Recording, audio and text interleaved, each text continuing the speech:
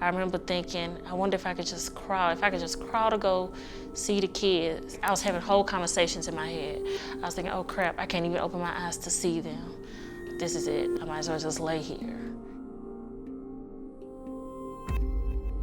My sister Suzanne loved the holidays, and my dad was not comfortable having him over for the holidays. Her husband Gary used that as a wedge, the beginning of a wedge between my sister and her dad. At one point he gave me the gun and he told me to put it in my mouth and pull the trigger. This is it. This is how I knew it would end. It was always mental abuse, emotional abuse, intimidation. I'm not aware of him ever hitting her. It never occurred to us that he would take her life in such a tragic way.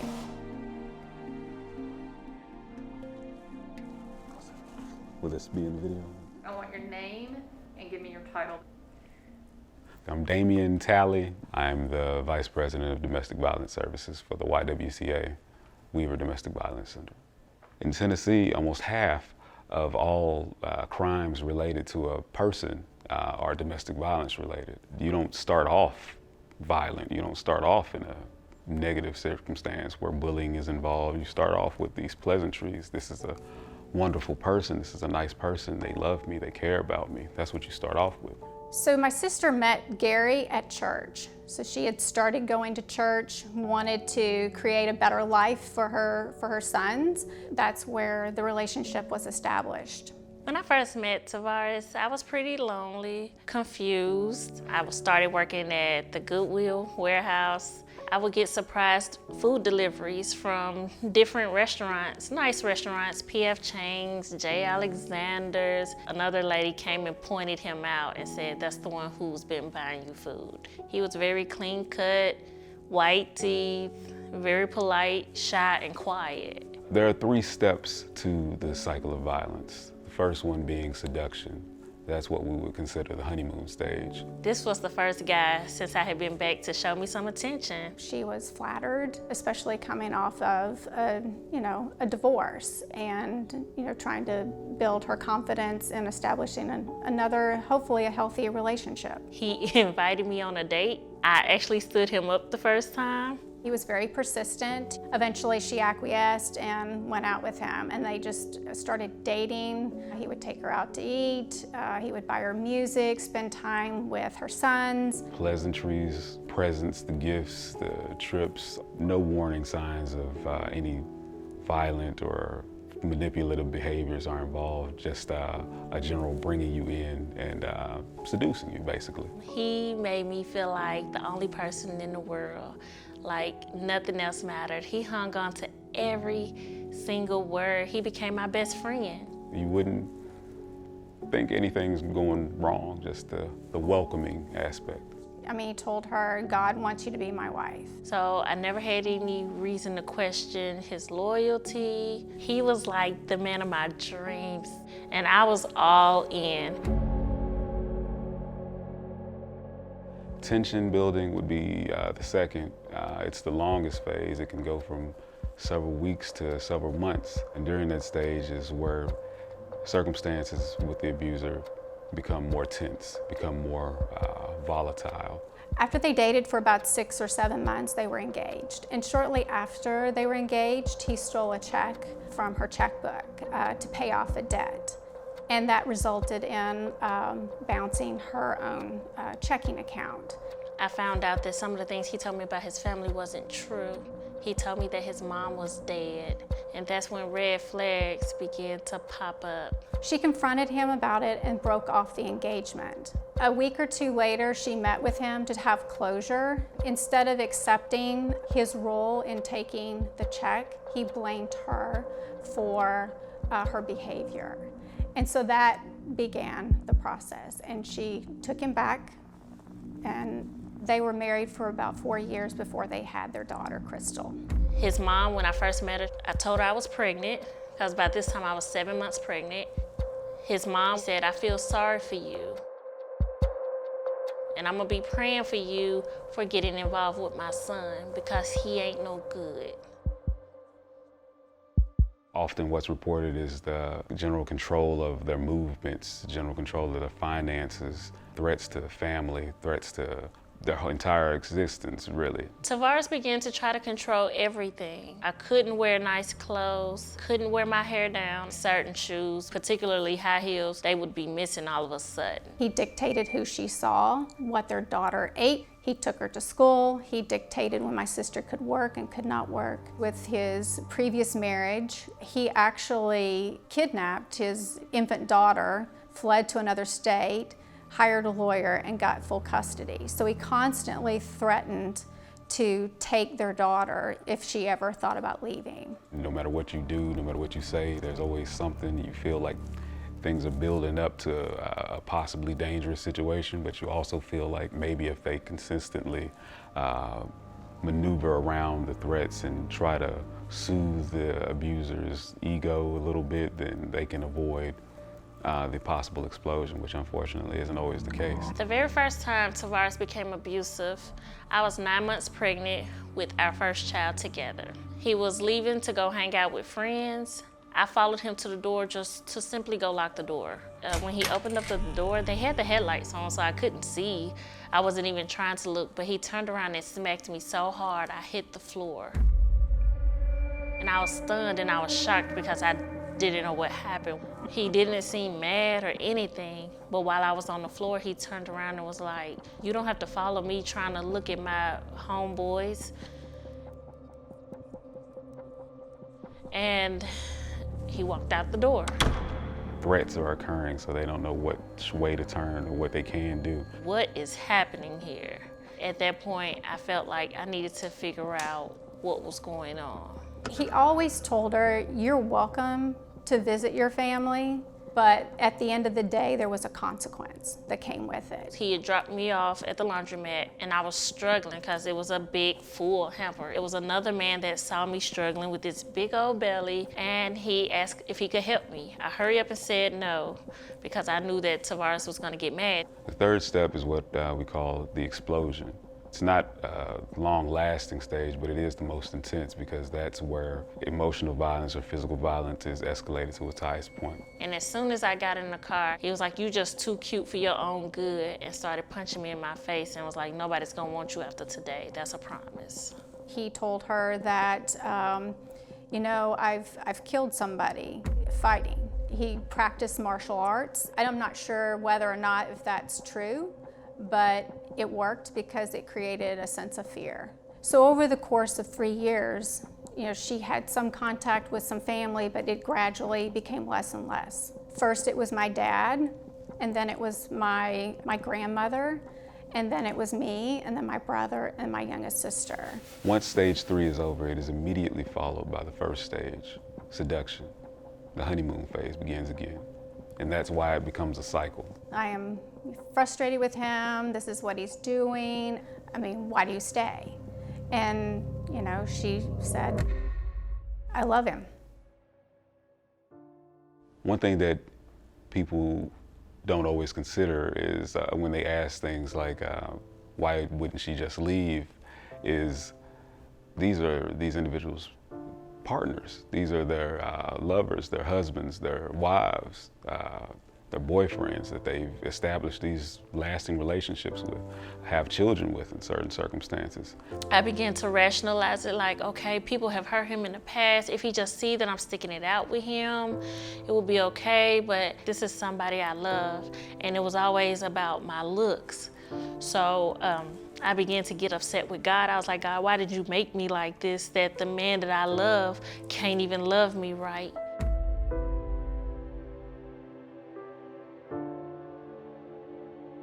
It's not easy to just let those circumstances go, especially because that may not be what they want. What they want to end is the abuse. You want the relationship, you need the abuse, or you want the abuse to stop. And as long as you can have the relationship, sometimes people will deal with the abuse for a longer period of time, unfortunately. He began to use some of the things I told him about my past and what my mom put me through to use it against me. And that made me feel like I couldn't trust anybody. I told him some deep, dark secrets that came out, that went out public. He would beat me and pull off my clothes and say he was gonna call his homeboys over so they can do the same thing to me again, making me relive my past. And I knew then, I was like, this ain't love. This man hates me and I don't understand why when we keep having children together.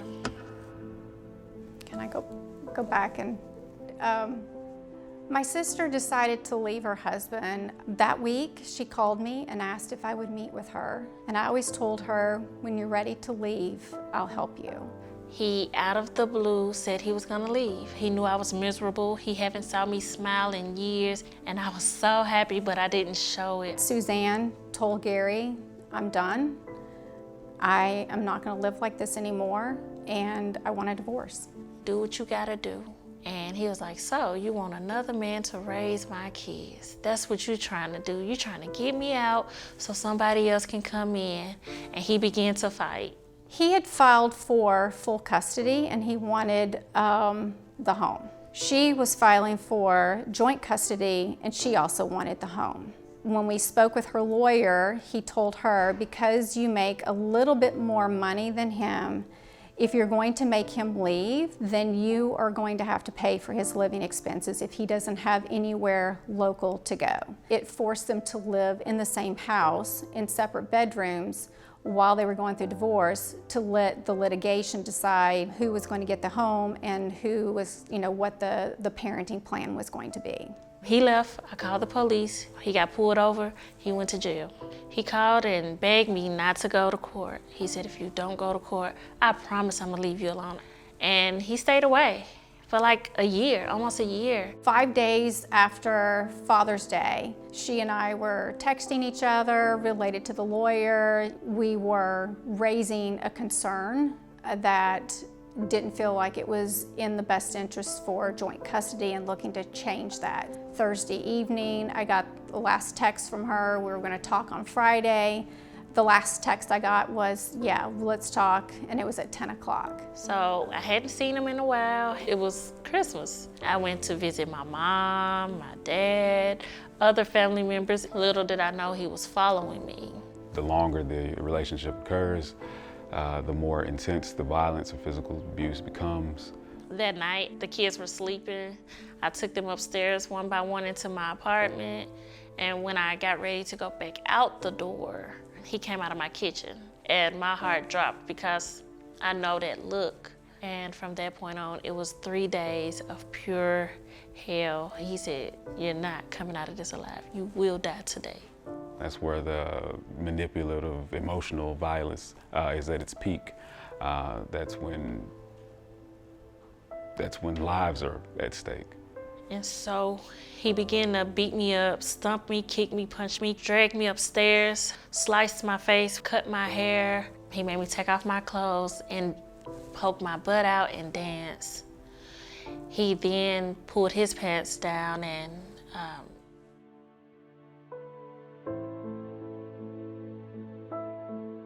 at one point he gave me the gun and he told me to put it in my mouth and pull the trigger.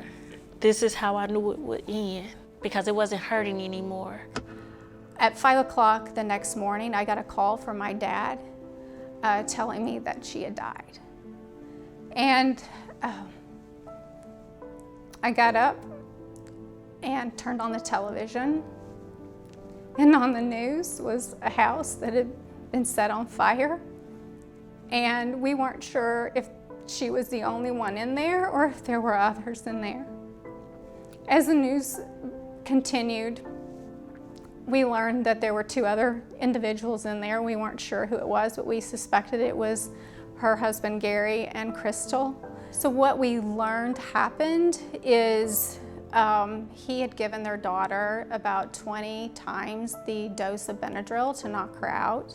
He and my sister must have gotten into a fight because from what we can tell in the room, she fought for her life. He hit her over the head, blunt trauma, with one of his weights, and then a stab wound in her back. And then he sealed up all the windows, disabled the fire alarm, and poured accelerant throughout the house, and then set it on fire. From what I understand, Gary and Crystal were still alive, barely. They were able to revive them and then transport them to separate hospitals. He eventually died later that evening, and then Crystal died the next day, related to smoke inhalation. Next thing I know, I heard paramedics, and they had told me that Miracle, my 3-year-old daughter, was the one who saved my life. I was shocked. Miss Miracle went next door to the neighbor and said, "My daddy is killing my mama," and he called the police. Tennessee is consistently ranked in the top 10 of women who are killed by men as a result of domestic violence. Why do you think that is? I think lack of understanding, lack of taking it serious, a need of more resources for women and men to escape these circumstances, more support overall.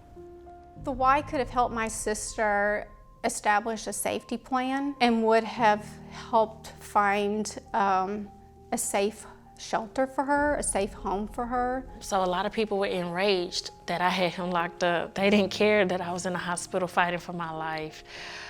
So we knew that I couldn't go home. The detectives told me about the Y, so I was like, okay, let's just go, let's see what happens.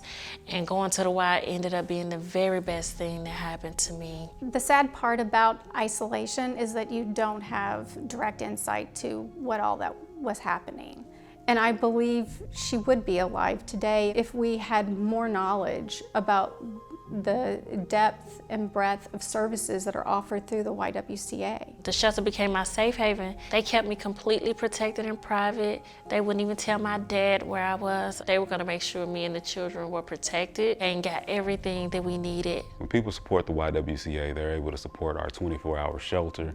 They're able to support our clients receiving all necessary resources such as transitional housing, case management, therapy. The YWCA helped me learn financial stability and budgeting because financially I was solely dependent on him at this point. They helped me find housing immediately. Within 2 weeks we were out of there.